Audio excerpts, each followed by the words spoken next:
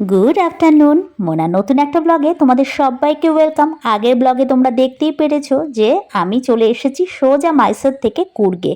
আর জানো তো, কুর্গে না, একদম আমাদের যে বাড়িতে আমরা রয়েছি তার পাশেই রয়েছে মাদিকেরি ফোর্ট প্লাস মিউজিয়াম। একসাথেই দুটো পাশাপাশি রয়েছে। আমরা দুপুরবেলা ডিমের ঝোল ভাত খেয়ে সোজা চলে এসেছিলাম একটা অটো করে। আর এটা রয়েছে, এটা যেটাতে আমরা ঘুরে বেড়াচ্ছি, এটা হচ্ছে গিয়ে মাদিকেরি মিউজিয়াম। এটা অ্যাকচুয়াল না, অনেক পুরনো দিনের একটা চার্চ। সেই চার্চটাকেই এখন মিউজিয়াম হিসেবে এরা পুরোটাই সাজিয়ে গুছিয়ে রেখেছে।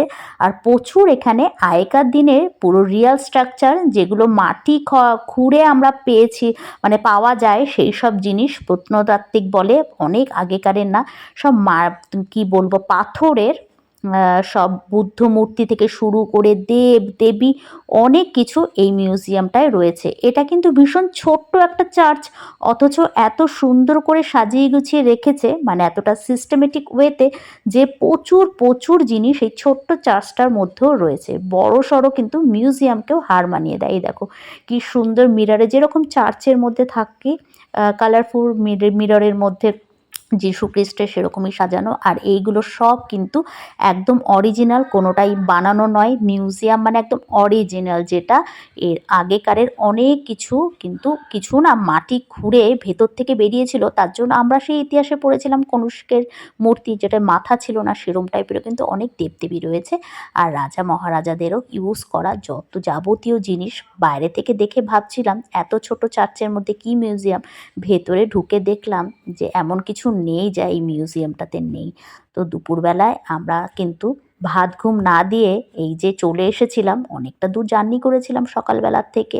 সেই মাইসোর থেকে কুর্গটা কিন্তু বেশ খানিকটা বাস জার্নি করে আসতে হয়েছিল। তাও আমরা দুপুরবেলাটা নষ্ট করিনি, কারণ অল্প দিনের জন্যই তো বেড়াতে আসা, প্রত্যেকটা টাইমই যাতে সুন্দরভাবে ইউজ করতে পারি।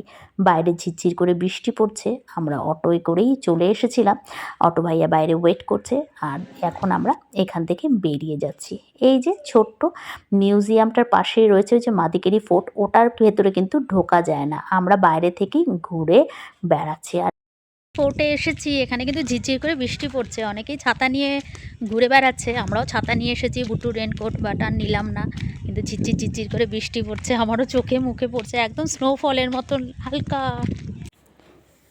এই যে বিশাল এরিয়ার মধ্যে দেখো হোয়াইট কালারের বিল্ডিং, এটাই কিন্তু মাদিকেরি ফোর্ট।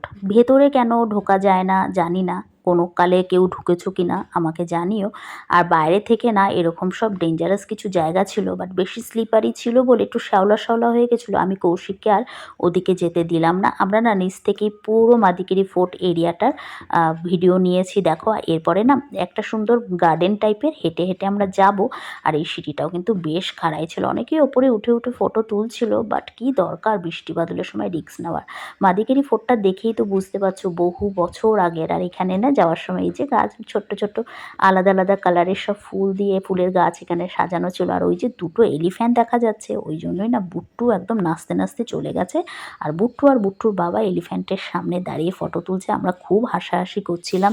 কৌশিককেও বলছিলাম একদম মানে ভালোই মানিয়েছে তোমাদের সব কটাকেই, সব রকমের এলিফ্যান্ট এখানে রয়েছে একসাথে। খুব এই জায়গাটাতে আমরা এনজয় করেছি।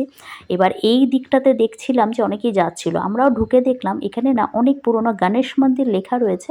ঠাকুর আমরা সেরকম দেখতে পাইনি, একদম ভেতর দিকটা দেখো, এই যে এই চত্বরটাতে। তো এরপরে আমরা চলে গেছিলাম কোথায় জানো, রাজা সিটে।